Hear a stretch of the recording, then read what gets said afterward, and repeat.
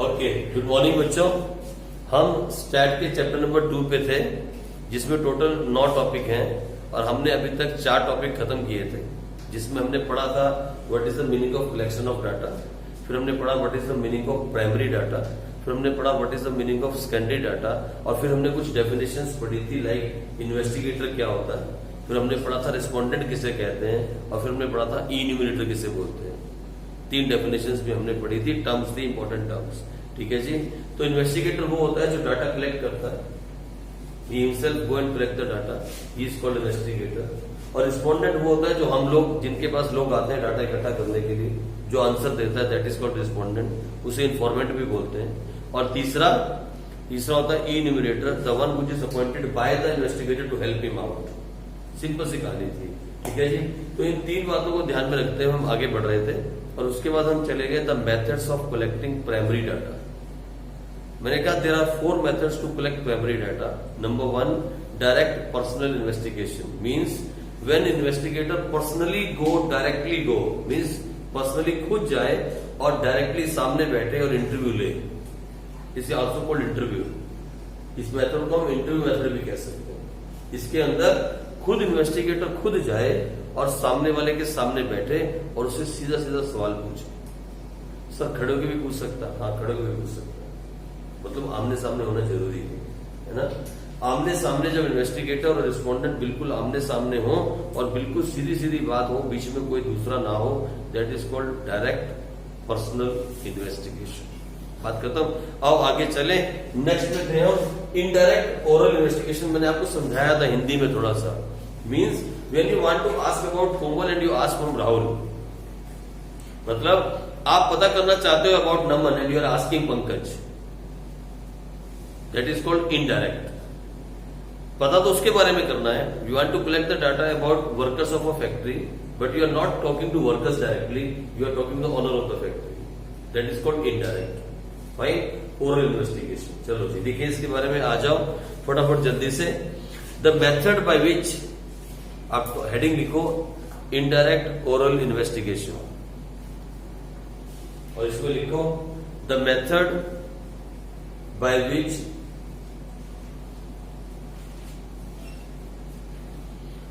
Information is collected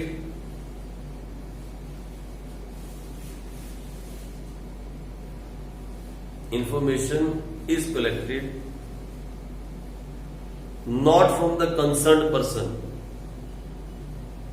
not from the concerned person,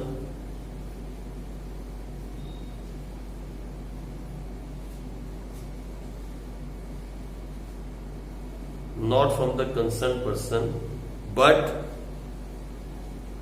from other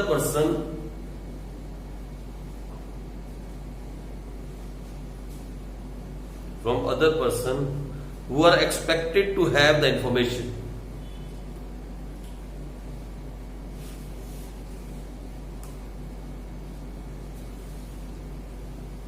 आई बात समझ में? जिसके पास हमें लगेगा कि हाँ इसके पास डाटा होगा, है ना। मान लो अभी मुझे नमन के बारे में पता करना है, तो मुझे मालूम है कि नमन कहाँ है, नमन क्या करता है, नमन का क्या हिसाब है, मुझे पता करना है। तो सबसे नियरेस्ट पर्सन कौन है? जो नमन का दोस्त है, मैं उसको फोन करूं। ठीक है। अगर मैं किसी ऐसे आदमी को फोन करूं जो नमन को जानता ही नहीं, तो क्या मुझे कुछ पता लगेगा? नहीं।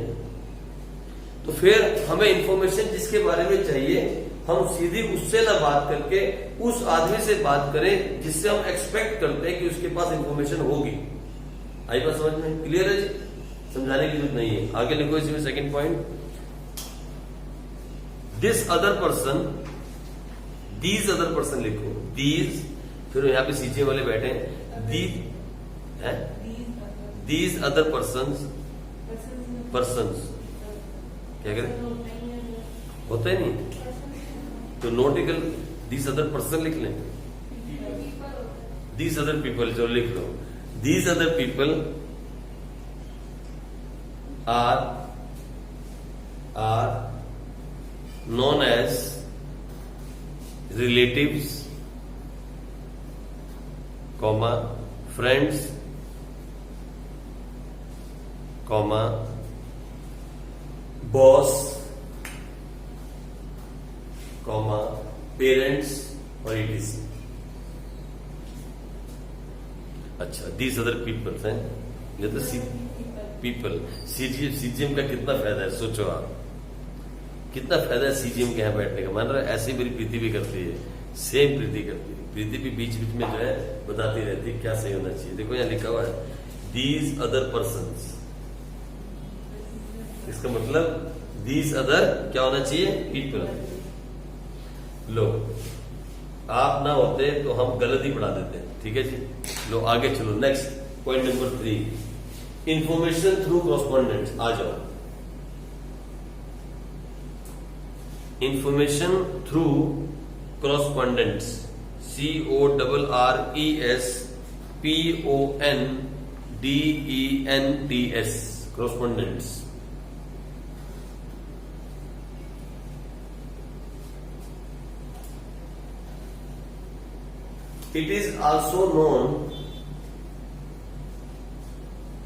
It is also known information from local sources.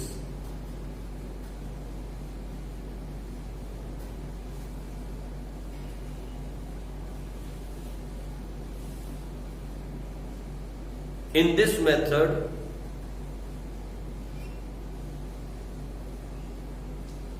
the investigator appoints the local person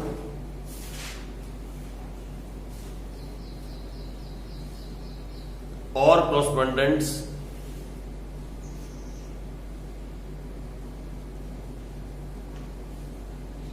at different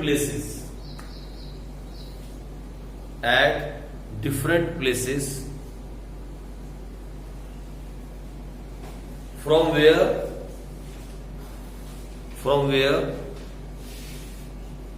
he wants to collect the information. From where he wants to collect the information.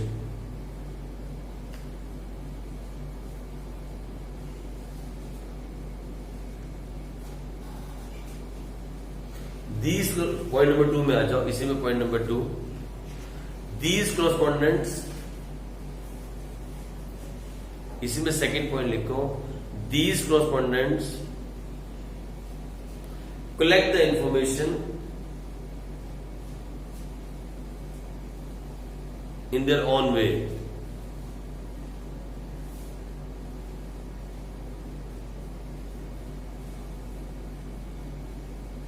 In their own way, and provide the information to, and provide the same information to investigator.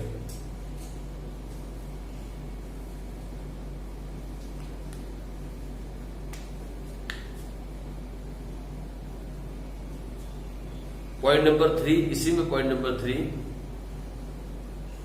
This method is suitable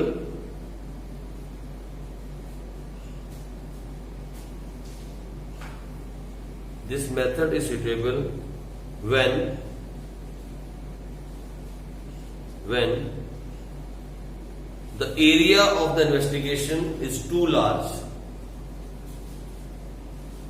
When the area of the investigation is too large.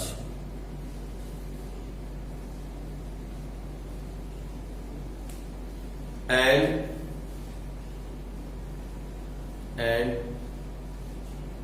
regular information is required. And the regular and continuous information is required.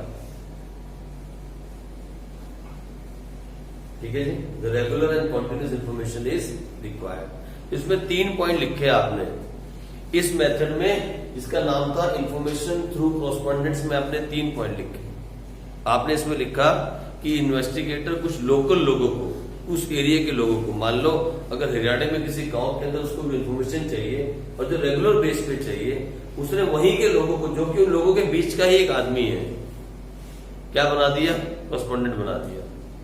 अब वो क्या करेगा, वो information collect करता रहेगा अपने तरीके से, चोरी चोरी, किसी को बताएगा भी नहीं। वो इन्फॉर्मेशन कलेक्ट करेगा और उस इन्फॉर्मेशन को किसको प्रोवाइड कर देगा, इन्वेस्टिगेटर को। और इन्वेस्टिगेटर क्या करेगा, वो स्टडी के अंदर उस इन्फॉर्मेशन को यूज करेगा, उस डाटा को यूज करेगा और फिर क्या बना देगा, रिपोर्ट बना देगा। ठीक है जी। ऐसा अक्सर पार्टियां करती हैं, अक्सर। जैसे कांग्रेस पार्टी है, बीजेपी पार्टी है, ये अक्सर ऐसे काम करते हैं। जो पॉलिटिकल पार्टीज होती हैं वो अक्सर ऐसे काम करती हैं। उनके कुछ सेल्स होते हैं, कुछ इन्फॉर्मेंट्स होते हैं, कुछ उनके वो क्या बोलेंगे, कॉरेस्पॉन्डेंट्स होते हैं, कुछ लोकल पर्सन्स होते हैं जो हर एरिया में बैठे हैं। आपको उनके बारे में पता तब लगता है जब इलेक्शंस आते हैं, और कई बार तो पता लगता भी नहीं। वो आपको टटोलते रहेंगे। टटोलते means they will keep checking you कि आपका माइंड किस तरफ जा रहा है, and they will try to divert your mind also. Sometime, अभी तो आप वोटिंग नहीं करते हो, sometime when the time will come you will see, sometimes they will meet you and say अरे यार ये गवर्नमेंट बहुत बेकार है यार, ये गवर्नमेंट बेकार, इसको देखो कितना अच्छा का, मतलब they will again start diverting your mind. They are basically the correspondents. They are been kept by the investigator to keep investigating कि क्या चल रहा है भाई, लोगों का माइंड किस तरफ जा रहा है, लोग ज्यादा उस पार्टी की तरफ है या उस पार्टी की तरफ, ये लोग ये काम करते रहते। और फिर गवर्नमेंट भी ऐसे काम करती है, ऐसा नहीं कि सिर्फ पॉलिटिकल पार्टीज करती हैं, कभी कभी गवर्नमेंट भी ये काम करती रहती है पता करने के लिए कि लोगों का चल क्या रहा है आजकल, मतलब क्या हो रहा है एरिया वाइज, है ना। लोग पढ़ाई में किस तरफ जाना चाहते हैं, लोगों का इंटरेस्ट किस तरफ है ज्यादा, लोगों का किस तरफ ज्यादा, कौन से सब्जेक्ट में ज्यादा इंटरेस्ट चल रहा है। बहुत सारी बातें गवर्नमेंट भी जो है अपना इन्वेस्टिगेट करती रहती है। कुछ गवर्नमेंट के भी जो है कॉरेस्पॉन्डेंट्स होते हैं जो आपके बीच में ही बैठे होते हैं लेकिन आपको मालूम नहीं होता। और फिर टेररिस्ट भी इसका यूज करते हैं, मालूम है आपको। जो टेररिस्ट होते हैं, जो लोग गलत काम करते हैं, इलीगल एक्टिविटीज करते हैं, वो भी यही मेथड अपनाते हैं, इंफॉर्मेशन थ्रू कॉरेस्पॉन्डेंट्स। उनको भी मालूम रहता है कहां पे क्या होने वाला और क्या वो गलत करने वाले हैं। देखा आपने कैसे उल्टे काम कर जाते हैं, कैसे बम ब्लास्ट हो जाते हैं, कैसे होता है सब कुछ। उनको बोलते हैं ना सेल्स होते हैं। तो ये जो कॉरेस्पॉन्डेंट्स होते हैं ये इंफॉर्मेशन गैदर करते हैं अपने तरीके से और किसको प्रोवाइड करते हैं, इन्वेस्टिगेटर, पहला। और दूसरा, जब बहुत बड़ा एरिया कवर करना हो, मानो आपको पूरा देश कवर करना है, तो अकेला इन्वेस्टिगेटर तो काम नहीं कर सकता और ना ही वो इन्यूमिनेटर काम कर सकता है जो उसने अपॉइंट किया। तो फिर क्या करना पड़ेगा, we have to appoint some local persons and they are called what, correspondents. जब बहुत बड़ा एरिया कवर करना हो और रेगुलर रिपोर्टिंग की जरूरत हो, रेगुलर इंफॉर्मेशन की जरूरत हो, तो क्या कवर किया जाता है, इंफॉर्मेशन थ्रू कॉरेस्पॉन्डेंट्स। और इसका सबसे बेस्ट एग्जांपल अगर आपको देना हो, सबसे बेस्ट एग्जांपल तो आप दे देना news channels, political parties, news channel. News channel का सबसे अच्छा एग्जांपल हो जाएगा इसके लिए। आपने देखा न्यूज चैनल्स क्या करते हैं, कहीं देख रहा हो वो यूके में रिपोर्टिंग कर रहा है, कहीं वो अमेरिका में रिपोर्टिंग हो रही है, कहीं किसी गांव में, ये सब इनके कॉरेस्पॉन्डेंट्स हैं। ये लोग इन लोगों को कुछ पैसा भी देते हैं, फ्री में काम नहीं करते हैं ये लोग। लेकिन जैसे ही कुछ गांव में घटना घटी, किसी डीप गांव के अंदर घटना घटी, तो सबसे पहले जी न्यूज का आदमी वहां पहुंच जाता है। इनके पास वो जी न्यूज का सारा सामान रहेगा, सब कुछ अरेंज रहेगा, फोन है, माइक है, सब कुछ है। लेकिन जब तक घटना नहीं घटती ये कभी भी नहीं एक्टिव नहीं होते। जैसे ही कुछ हुआ and the information is now we have to collect the information, वो देखो कि आदमी वहां पहुंच जाए। सबसे पहले तो बोलेंगे जी न्यूज एक्सक्लूसिव, सबसे पहले आपको हमने ये घटना दिखाई। वो करते हैं ना काम, ये वो लोग होते हैं कॉरेस्पॉन्डेंट्स। कुछ तो फिक्स एम्प्लॉय होते हैं, उनका तो काम ही यही है, ठीक है। कुछ तो जर्नलिस्ट होते ही होते हैं, कुछ कॉरेस्पॉन्डेंट्स भी बिठाए होते हैं। हर गांव में, हर शहर में, हर जगह पे एक एक बिठाया रहता है, ठीक है जी। इस तरीके से काम होता है। फाइन, तो चलो आगे बढ़ जाते हैं। मेथड नंबर 4, इसका नाम है information through questionnaires and schedule. Questionnaire है ना, okay. Information through questionnaire and schedule. चलो जी, इन दिस मेथड, क्वेश्चनरी नहीं क्वेश्चनर, क्वेश्चनर, ओके ठीक है जी। Information through questionnaire and schedule. तो लिखो in this method the investigator, आप पढ़ लें, the investigator prepares a questionnaire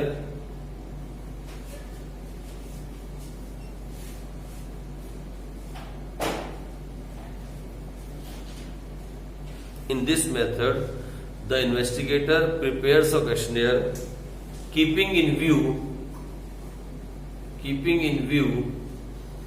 the objective of its inquiry.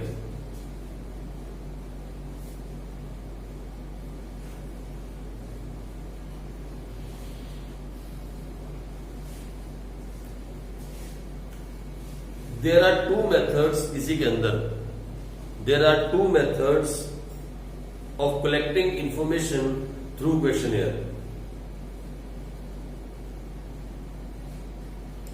There are two methods of collecting information through questionnaire. इसके अंदर भी दो मेथड होते हैं, ठीक है जी. पहला मेलिंग मेथड और दूसरा ई-न्यूमरेटर मेथड.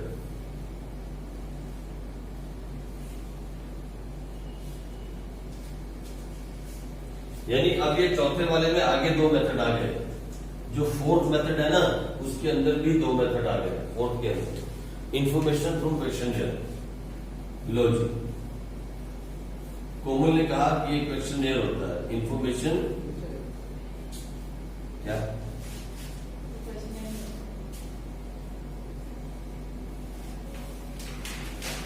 NAIR, यही है ना, इंफॉर्मेशन थ्रू क्वेश्चनियर. इसमें भी दो मेथड हैं. कौन कौन से दो मेथड हैं? एक मेलिंग मेथड और दूसरा ई-न्यूमरेटर. एक मेलिंग मेथड और दूसरा ई-न्यूमरेटर मेथड. अब ये मेलिंग मेथड क्या होता है, लिखो फटाफट. Mailing method, in this method, ये मेलिंग मेथड यानी मेल करना, ईमेल करना. In this method, the questionnaire are mailed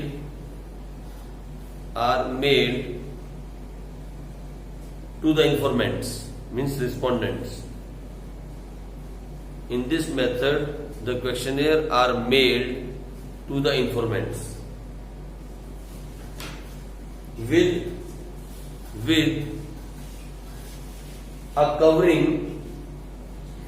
a covering letter. साथ में एक लेटर भी लिखा था, covering letter, that we are sending you this questionnaire, please fill it and send back to us. ऐसा साथ में एक लेटर भी लिखा जाएगा. अगर सीधा आपके पास कुछ आ जाए मेल में और ना बताओ ये कहां से आया, किसने भेजा, क्यों कलेक्ट कर रहा है, तो आप उसको कभी भी रिप्लाई नहीं करोगे. आपको शक हो जाएगा कि कोई फ्रॉड तो नहीं है. तो साथ में कवरिंग लेटर भी होता है, ठीक है जी. तो लिखो फटाफट. With a covering letter highlighting the purpose of the inquiry. With a covering letter highlighting the purpose of the inquiry, जिसमें लिखा होता है कि ये इंक्वायरी आपसे क्यों की जा रही है, इसके पीछे का पर्पस क्या है, क्या हम जानना चाहते हैं, why we are collecting this information. ऐसा कवरिंग लेटर में लिखा रहेगा और उसके साथ में अटैच होगी क्या, एक क्वेश्चनियर, मतलब सेट ऑफ क्वेश्चंस, जिसको आपको फिल करना होगा. कंप्यूटर में फिल कर सकते हो, प्रिंट आउट निकाल के फिल कर सकते हो, दोबारा स्कैन करके भेज सकते हो. बहुत सारा सिस्टम है. आपको उसको फिल करना है और फिल करके वापस भेजना है, ठीक है जी. चलो आगे लिखो इसी में. The informants, second point, the informants fill the answers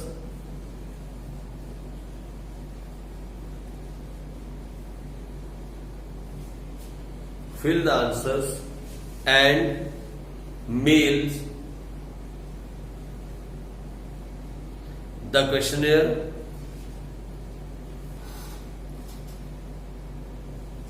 to the investigator.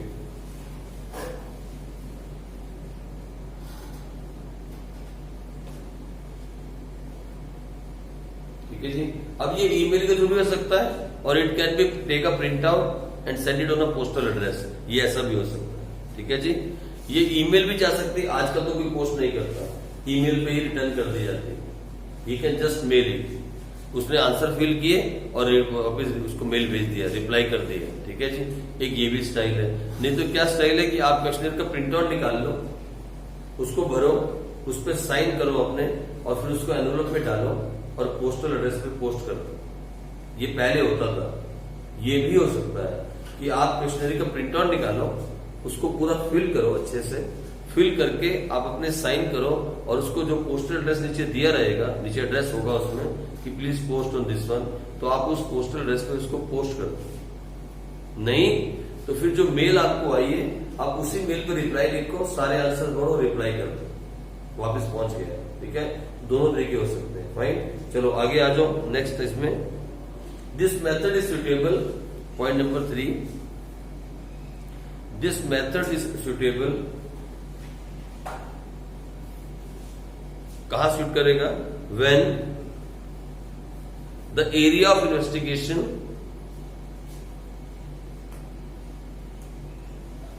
बोलो लार्ज होना चाहिए या स्मॉल होना चाहिए? Naman, when the area of investigation is too large और स्मॉल। आप ये मेलिंग मेथड कब यूज करोगे? When the area is very large, लिखो when the area of investigation is too large and, यहां पे कंडीशन है and the respondents are educated. इस मेथड की एक प्रॉब्लम यह है कि यहाँ पे जो रिस्पोंडेंट है उनका पढ़ा लिखा होना जरूरी है। अगर उसे मेल खोलनी ना आए, उसका किसी मजदूर को भेज दोगे ईमेल पे कुछ और बोलो कि भर के भेज दे, वो बेचारा सुबह से लेकर शाम तक वो मेल लेके घूमता रहेगा, उसे पता नहीं इसमें डालना क्या है। मतलब कम से कम एजुकेटेड तो होना जरूरी है, जो रिस्पोंडेंट है उसका एजुकेटेड होना जरूरी है।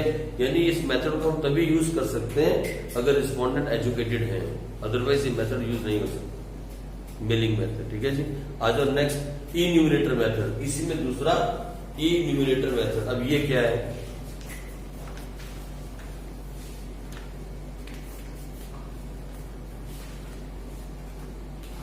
in this method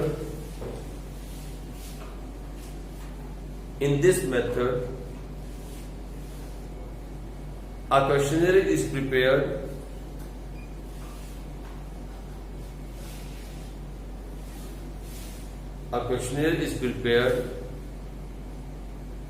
according to the purpose of inquiry।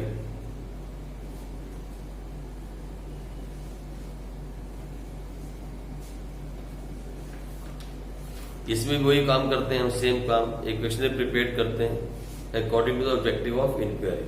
Point number 2, the enumerator, मालूम है कौन होता है enumerator? The one who help the investigator. The enumerator himself approach the informant, means the respondent. The enumerator himself approach the informant with the questionnaire।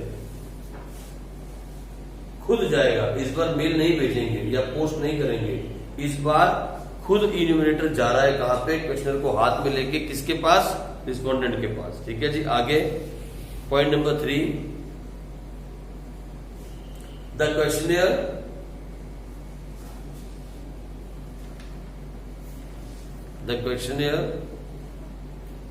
which are filled by the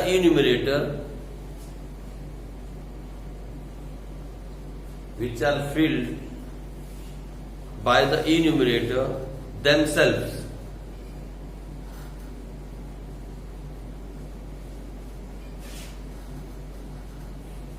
by putting the question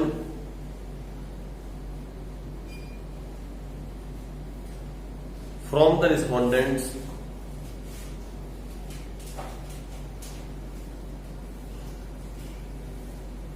are called schedules। और ये एक number पे पक्का पूछती है madam, are called schedule. Madam पक्का पूछती है कि शेड्यूल किसे कहते हैं। सुनो मेरी बात, इधर आपने एक क्वेश्चनरी बनाई, आपने एक क्वेश्चनरी बनाया, मतलब एक सेट ऑफ क्वेश्चंस, ठीक है, और उसको मेल कर दिया, सामने वाले ने रिप्लाई कर दिया, दैट इज मेलिंग मेथड। ठीक है, मीन्स इंफॉर्मेशन थ्रू क्वेश्चनर्स, ये एक ही चीज है। आपने इन्यूमरेटर को बनाया, भाई इधर आओ मेरे पास, किसी को अपॉइंट किया, उसको बोला इन्यूमरेटर, उसको बोला ये क्वेश्चनर लेके जाओ, खुद जाओ फिजिकली और लोगों से पूछो क्वेश्चंस। ठीक है जी, पूछना शुरू किया। अभी सामने खड़ा है कौन? इन्यूमरेटर, और सामने आप जवाब दे रहे हो।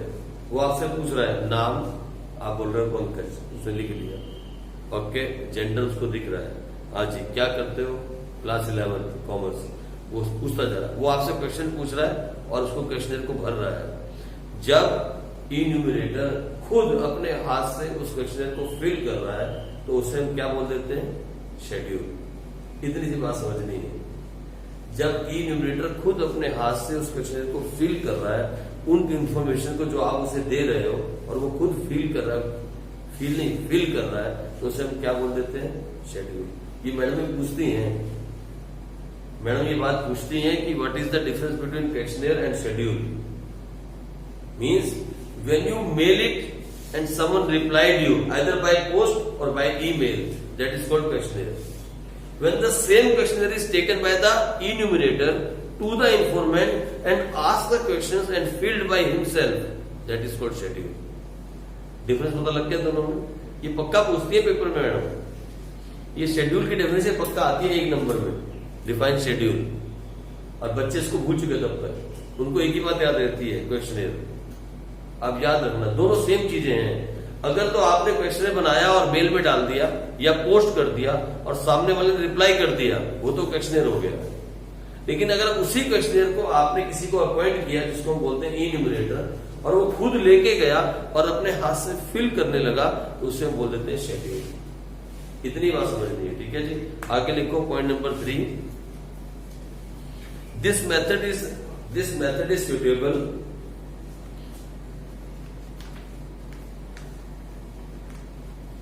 बोलो क्या लिखूं, when the area of investigation is small, very good, when the area of investigation is small and respondents are, बोलो क्या होंगे, respondents are illiterate, basically illiterate होते हैं, वहीं जाते हैं ऐसे करने के लिए, illiterate, पढ़े लिखे नहीं है, तो पूछ के हम खुद ही भर रहे हैं, ठीक है जी, illiterate। Point number 4,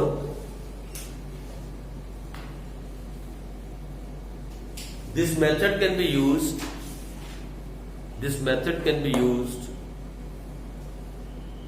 when more accuracy and reliability is required.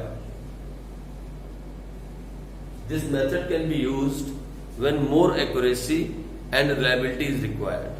जब आपको बहुत रिलायबल डाटा चाहिए और बहुत एक्यूरेसी चाहिए, तब भी आप ये मेथड यूज कर सकते हो। You send the enumerator with the questionnaire, ठीक है जी, वहां भी आप ये मेथड यूज कर सकते हो। समझ में आ गया नंबर डिफरेंस क्या है शेड्यूल के बारे में और उसमें? ऊपर देखिए जरा, हाँ क्या डिफरेंस है? ओ वेरी गुड। क्वेश्चनर और शेड्यूल में क्वेश्चनरी नहीं होता, क्वेश्चनर होता है, पहले याद करो, ठीक है। क्वेश्चनर और शेड्यूल में क्या डिफरेंस है? शेड्यूल होता है, वो होता है क्वेश्चनर, पर जो इन्यूमरेटर होता है वो खुद जाके लोगों से भरवा के आता है। लोगों से भरवाता है, खुद भरता है, वो लोगों से आंसर्स पूछता है और खुद उसको भरता है, तो क्या बोल देते हैं? शेड्यूल। और फिर क्वेश्चनर क्या होता है? जो लोग भरते हैं, जो हम बाय ईमेल या बाय पोस्ट लोगों को भेज देते हैं विद कवरिंग लेटर, और लोग सामने से उसका रिप्लाई कर देते हैं, उसे हम क्या बोलते हैं? क्वेश्चनर। जो खुद जाके भरा जाता है, जैसे अब आप जाओगे, आपको दिया होगा ना प्रोजेक्ट, मेल पे करना है, आप तो मैडम मना कर देगा because of this social distancing and this बीमारी। पिछली बार तो कितनी खुद भरा था, इनमें 4 ही भरे थे, आपके घर तो नहीं आई थी। यहाँ पे एक ये वाला घर, 2 घर ये वाले, और एक घर ये पलक का 4, और बाकी उसने फिर अपने आप ही लिख दिया, 20 भरने थे। आपको भी ऐसा प्रोजेक्ट दिया जाएगा शायद आर्मी स्कूल में। कोई प्रोजेक्ट वर्क नहीं दिया अभी तक? अबे यार कम से कम 11th क्लास में प्रोजेक्ट तो चेक करो, नंबर कट जाएंगे, नंबर कट जाएंगे। जो 12th का प्रोजेक्ट है ना, जब 12th के प्रोजेक्ट की बारी आएगी, तो जैसे आपकी 11th क्लास खत्म होगी ना, आप तुरंत मैडम के पास जाना, अपनी मैडम के पास, और पहले दिन जब 12th क्लास का फर्स्ट डे हो ना, इनफैक्ट रिजल्ट भी ना आया 11th क्लास का, क्योंकि आप तो सारे अच्छे बच्चे, मालूम है आपको, आपने तो टॉप करना है क्लास में, थोड़ी ना पास होना है सिर्फ। तो आप 11th का पेपर खत्म हो ना, मैडम के पास चले जाना, पता क्या बोलना, मैडम 12th क्लास का टॉपिक दे दो, प्रोजेक्ट का क्या है, एक तो ये पूछना, और कोई पुरानी फाइल दे दो, किसी बच्चे की पुरानी फाइल दे दो, और वो लेके आके आप रोज 15 मिनट जो है ना, 15 से 20 मिनट डेली प्रोजेक्ट पे लगाना स्टार्ट करना, तो आपका जो है छुट्टियों के अंदर अंदर प्रोजेक्ट रेडी हो जाएगा। फिर आपका जो पढ़ाई का क्रीम टाइम है ना, वो वेस्ट नहीं होगा। प्रोजेक्ट हमेशा तब बनाए जाते हैं जब आप फ्री हो, जब रिलैक्स करना चाहते हो तो प्रोजेक्ट में टाइम लगा लो। प्रीति ने 84 पेजेस की बहुत बड़ा प्रोजेक्ट बनाया था अकाउंट्स का, 84 पेजेस का। उसको बाइंड कराने के लिए हमारे को चंडीगढ़ जाना पड़ता है, यहाँ बाइंड नहीं हुआ था और 400-500 रुपए उसके लग गए थे बाइंडिंग करवाने के उस फाइल को।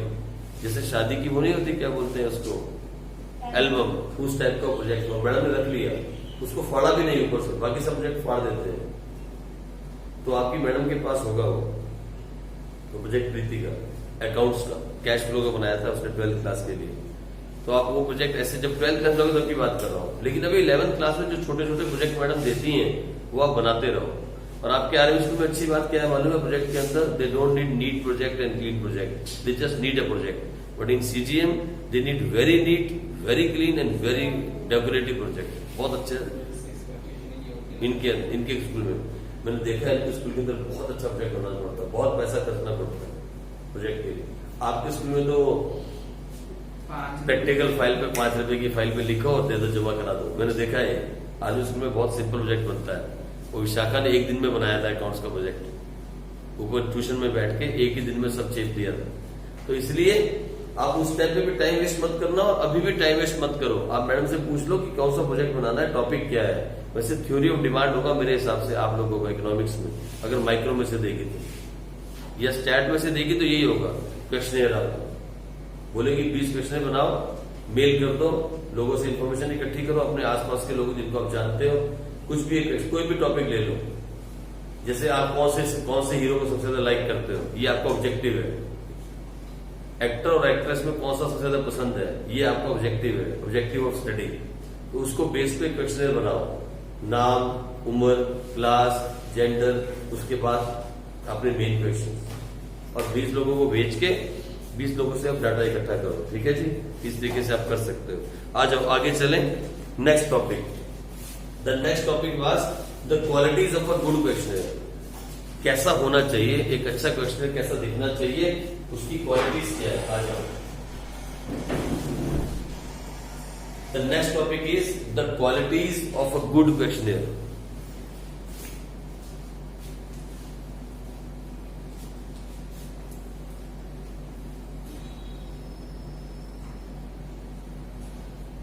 क्या क्या क्वालिटीज एक अच्छे क्वेश्चन में होनी चाहिए। The qualities of a good questionnaire, ये अगला टॉपिक है। नेक्स्ट टॉपिक नंबर कौन सा है, 6। टॉपिक नंबर 6 पे हम आ गए, the qualities of a good questionnaire. तो लिखो, सबसे पहली क्वालिटी होनी चाहिए simplicity.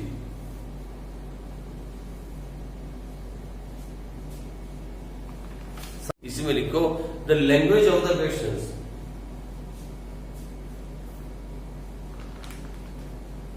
The language of the questions in the questionnaire must be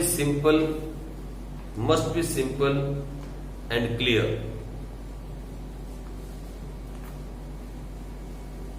मतलब वो तड़की भड़की वाली इंग्लिश नहीं होनी चाहिए। सिंपल इंग्लिश हो, सिंपल क्वेश्चंस पूछेगा, या हिंदी में हो तो सिंपल हो। आप जो है ज्यादा हार्ड लैंग्वेज यूज करोगे तो सामने वाला जो है उसका आंसर देने से हिचकिचाएगा, है ना। पहला है सिंप्लिसिटी। दूसरा लिखो point number 2, limited number of questions. अभी देखा आपने, कोरोना चल रहा है, मालूम है आपको, मालूम है कोरोना चल रहा है ना। आपने वो आरोग्य सेतु ऐप डाउनलोड किया ऐप डाउनलोड। जब आप ऐप डाउनलोड करते हो तो क्या आता है उसमें, आप एक क्वेश्चनर भरते हो, मालूम है आपको टेस्ट किया जाता है क्या, कि आप इन्फेक्टेड तो नहीं हो। बेशक आप उसमें गलत भरे या सही भरो, बात की बात है, लेकिन अगर आप बिल्कुल सच भरते हो तो पता है लास्ट में क्या बोलता है वो, लो रिस्क ऑफ इन्फेक्शन, ऐसा कुछ बोलता है ना लास्ट में। वो क्वेश्चनरी तो है, आपका नाम पूछा जाता है उसमें, आप कहाँ रहते पूछा जाता है, आपको कभी खांसी जुकाम तो नहीं हुआ, ये पूछा जाता है। क्वेश्चन है ना, पूछ रहे हैं ना आपसे, there is a list of question they are asking you and you are filling them and sending it back. फिर क्या बोलता है, एग्री सेंड इट, रिप्लाई करते हैं ना आप लोग, दैट इज अगेन क्वेश्चनर। अभी अगर उसमें वो पूछने लगे आपकी इनकम कितनी है, अगर आपसे पूछने लगे उसके अंदर कि what is the income, how much income do you earn, तो आप क्या बोलोगे, यार ये इनकम क्यों पूछ रहा है यार, इसका टारगेट क्या है, he want to know that I am sick और नॉट, आई एम फाइन और नॉट, और ये इनकम क्यों डाल रहा है बीच में। फिर वो आपसे पूछे आप कौन से हीरो की पिक्चर सबसे ज्यादा पसंद करते हो, सलमान खान की या शाहरुख खान की, बोलो आपको कुछ अटपटा सा लगेगा या नहीं लगेगा, यू विल फील यार ये किस चीज की क्वेश्चनरी है, मतलब ये क्वेश्चन किस चीज के पूछे जा रहे हैं और मुझसे क्वेश्चन कौन से पुट कर रहा है। तो लिमिटेड नंबर ऑफ क्वेश्चन होने चाहिए, क्या होने चाहिए, लिमिटेड नंबर ऑफ क्वेश्चन, और question which are related to the objective of the study, जो हमारा लक्ष्य है उससे रिलेटेड होने चाहिए। ये नहीं कि ऊट पटांग कुछ भी लोगों से पूछो, जितनी लंबी क्वेश्चन होगी उतना लोग हिचकिचाएंगे आंसर देने से। People don't want to answer because उनका टाइम नहीं है उनके पास। अभी नमन बेचारा बैठा, उनको ऐसे क्वेश्चन आ जाए उसमें 100 क्वेश्चन हो, पहले तो ये भरेगा नहीं, कोई भी नहीं भरेगा, पहले तो उसे आप फिल नहीं करोगे, और अगर आप मान लो आप फिल करने में लगे तो एक दिन में कंप्लीट नहीं करोगे। अब भाई यार इतने क्वेश्चन, और इसमें कुछ क्वेश्चन ऐसे जो आंसर ही नहीं करना चाहते, तो आप उसे फिल नहीं करोगे। तो दूसरी बेट अच्छी क्वालिटी क्या है इसके अंदर, the good quality is limited number of question. ठीक है जी, लिखो उसके अंदर आप, questionnaire should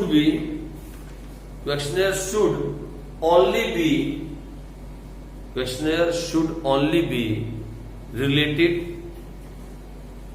related to the purpose of inquiry। questionnaires या questions should only be related to the purpose of inquiry। अब questions कर लो, ठीक हो जाएगा। questions should only be related to the purpose of inquiry। ठीक है जी, जो आपका इंक्वायरी का मेन ऑब्जेक्टिव है उससे यहाँ वहां के क्वेश्चंस नहीं होने चाहिए, सिर्फ वही क्वेश्चन पूछो जिससे आपका पर्पस कंप्लीट होता हो। फालतू क्वेश्चन पूछोगे तो मार भी पड़ सकती है। ठीक है जी, आज नंबर 3, नो पर्सनल क्वेश्चंस।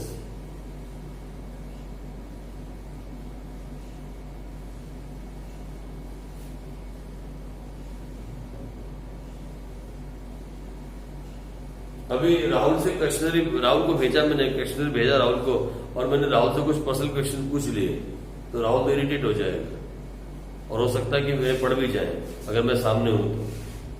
अगर मैं इन्विजिलेटर बन के चला जाऊं तो हो सकता है मार भी पड़ जाए। तो आप कोई भी पर्सनल या उल्टा क्वेश्चन किसी से मत पूछो। लिखो undesirable and personal questions should not be included.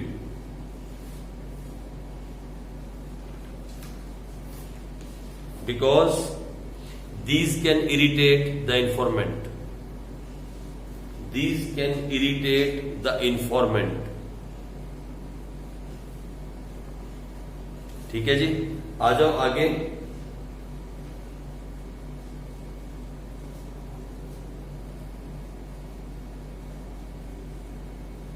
The next is clear instructions।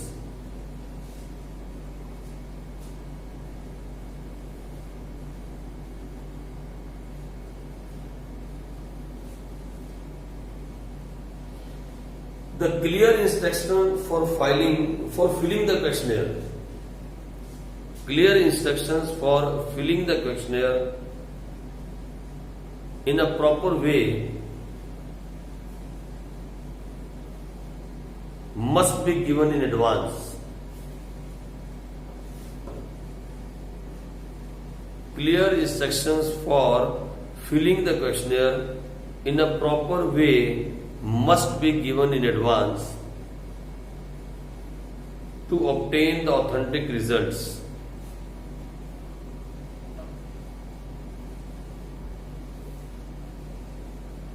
सही रिजल्ट्स पाने के लिए आपको बिल्कुल क्लियर इंस्ट्रक्शंस देनी चाहिए कि क्वेश्चन को फिल कैसे करना है। ठीक है जी, आ जाओ नेक्स्ट, ऑथेंटिक रिजल्ट्स मतलब सही रिजल्ट्स। ठीक है जी, नेक्स्ट प्रॉपर ऑर्डर। देखो एक तरीका होता है किसी क्वेश्चन पूछने का, फाइन, आप पूछ रहे हो नाम, फिर उसके बाद उसका जेंडर, उसकी एज, उसकी एजुकेशन, ऑक्यूपेशन, फिर उसकी हॉबीज। ठीक है, आप ऐसा नहीं है कि पहले नाम पे उसका नाम पूछो, नेम, और फिर उसकी पूछो आप लास्ट में जाके उसकी एज, बीच में पूछ लो कहीं पे जाके उसका जेंडर, ऊपर कहीं जाके पूछ लो उसकी एजुकेशन, कहीं बीच में ऐड कर दो हॉबीज। ऐसा नहीं होता। जो क्वेश्चंस आप किसी से पूछते हो ना, they have to be in a proper order. एक ऑर्डर होता है क्वेश्चन पूछने का। पहले आपने ले ली उसकी पर्सनल इंफॉर्मेशन, उसे क्या बोलते हैं, उसकी पर्सनल इंफॉर्मेशन। जैसे आज जी आपका नाम क्या है, आपकी उम्र क्या है, पता लग रहा है मेल हो गया, ठीक है चलो। अब उसके बाद आ गया एजुकेशनल क्वालिफिकेशन क्या है, आपकी एजुकेशन क्या है। तो सेकंड टॉपिक क्या हो गया, एजुकेशन। तीसरा क्या आया, उसका ऑक्यूपेशन क्या है, वो जॉब करता है, बिजनेस करता है, क्या करता है। चौथा क्या आया, उसकी हॉबीज क्या है। और पांचवा जो आया वो आपका क्वेश्चन है जो आप पूछना चाहते हो, जो आप पूछना चाहते हो। अब इस तरीके से चलोगे तो उसे बोलते हैं इन ऑर्डर। ये है सही ऑर्डर में। अगर आप उन्हें मिक्स कर दोगे तो सामने वाला जो है वो क्वेश्चंस के आंसर दे तो देगा, लेकिन उसको अच्छा नहीं लगेगा। मतलब हम जब एक क्वेश्चनर बनाते हैं तो we have to keep in a mind that the questions has to be in a right order. ठीक है जी, चलो तो लिखो फटाफट जल्दी से। All the questions in a questionnaire, all the questions in a questionnaire must be properly arranged.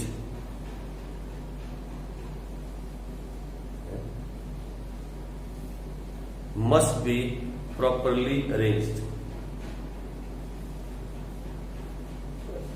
आज कौन सा है,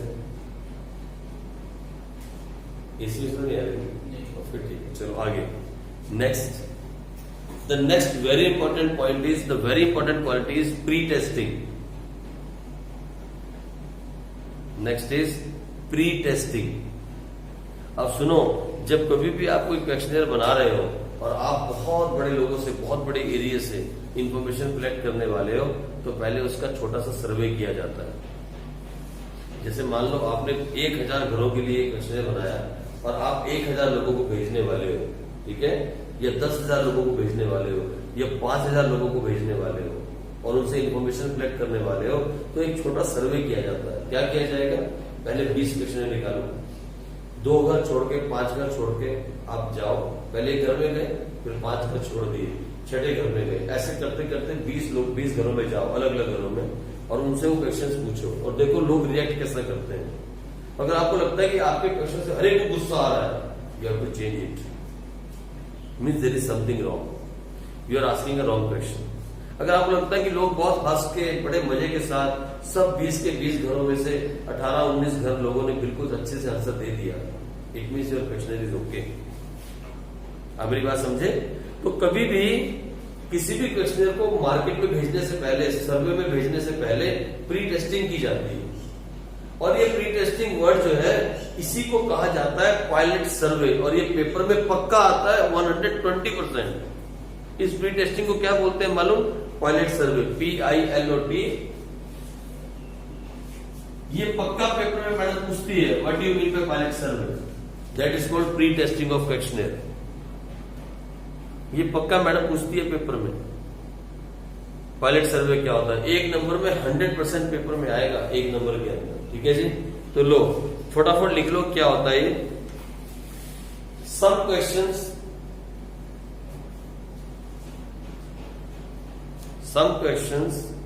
in the questionnaire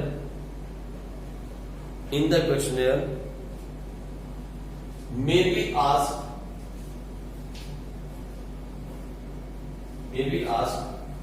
from the informants. Some questions in the questionnaire may be asked from the informants on trial basis.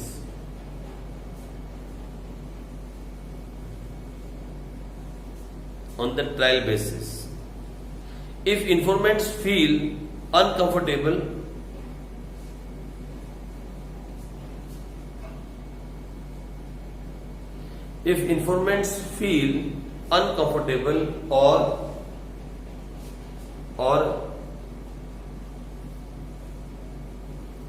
or they feel it difficult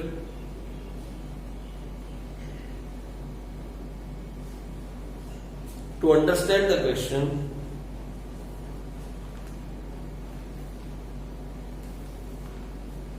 then in that case these questions must be changed.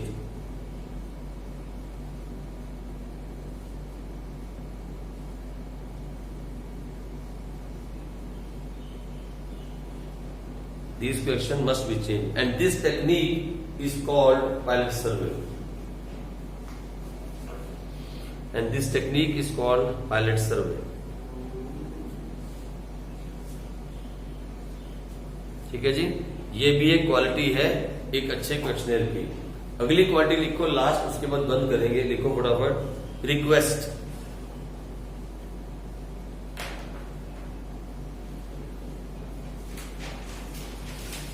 आप सुनो मेरी बात, अगर आप आज की तारीख में किसी से कोई काम करवाना चाहते हो और आप सर्वे कर रहे हो और आप पता है क्या लिखो, वो इसका आंसर दे दी, नहीं तो उठा के ले जाऊंगा, ले दिलवा लो आंसर। फिर आप सामने सारे लड़ने वाले बैठे हैं, ऐसा कर सकते हैं?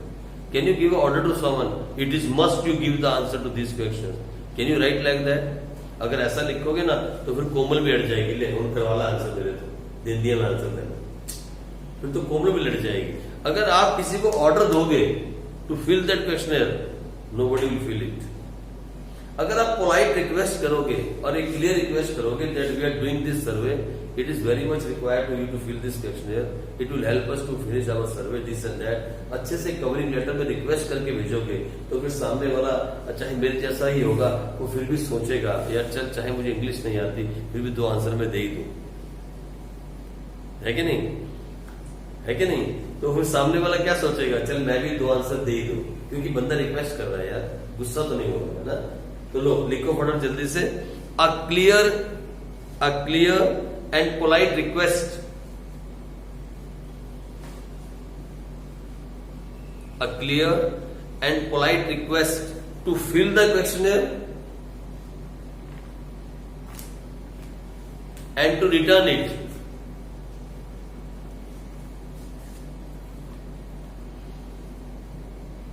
And to return it within the specified time.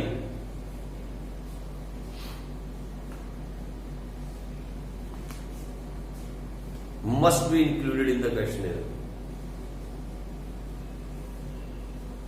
बिल्कुल क्लियर पॉइंट है ना? क्लियर हो गया कॉमन? मतलब एक रिक्वेस्ट होनी चाहिए, भैया इसको भर दो और भर के इसी टाइम के अंदर अंदर वापस भी भेज दो। ये नहीं कि भर के आप उसको रख के सिराने नीचे बैठ जाओ, इसे भरो और प्लीज प्लीज भैया इसे भर के आप आज शाम तक इसको भेज देना। ऐसी अगर आप रिक्वेस्ट करके किसी को भेजोगे तो शायद सामने वाला आपको रिस्पॉन्ड करेगा, लेकिन अगर आपने कहीं गुंडागर्दी वाले काम किए तो फिर सामने वाला ना तो भरेगा और ना ही रिटर्न करेगा, बोलेगा चल आजा मेरे पास भरवा ले। अब आप बैठे हो बॉम्बे में और क्वेश्चन घूम रहे कहाँ, अम्बाला मेल पे है ना, कैसे आओगे आप भरवाने के लिए? नहीं आ सकते आप। तो ये वाला कई सारे क्वेश्चन आप भरते हो ना, आपने कोई नोट नहीं किया होगा, आप लोग भरते, मेल है आपके पास, याहू मेल है, कौन सी मेल जी मेल पे कभी आया ऐसा कुछ आपके पास आज तक?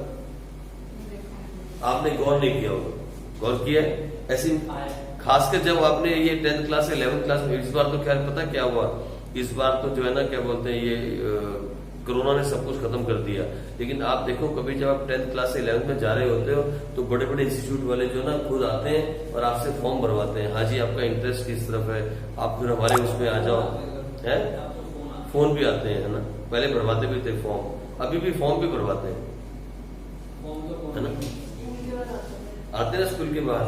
तो देखो ना वो होता है ना काम सर, वो कौन सा मेथड है, इन्यूमरेटर मेथड, और फिलिंग व्हाट क्वेश्चन, आपसे तो पूछते हैं क्वेश्चन, है ना, और वहां कोई खड़ा के भर रहा होता है फटाफट, या फिर आपको दे देते हैं, हाँ जी आप भर दो जल्दी से, भरते ना मैं खड़ो कि आप कई बार चाहे आप कुछ भी लिख देते हो उसके अंदर, है लिखते हो कि नहीं, ऐसा होता है। तो लो लास्ट लिखो इसका लास्ट टॉपिक, इसका लास्ट वो क्रॉस क्वेश्चन, लास्ट इसकी क्वालिटी है cross question.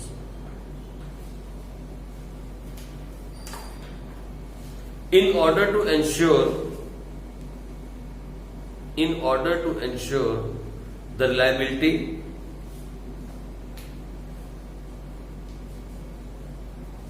some of the cross questions must be asked in the questionnaire.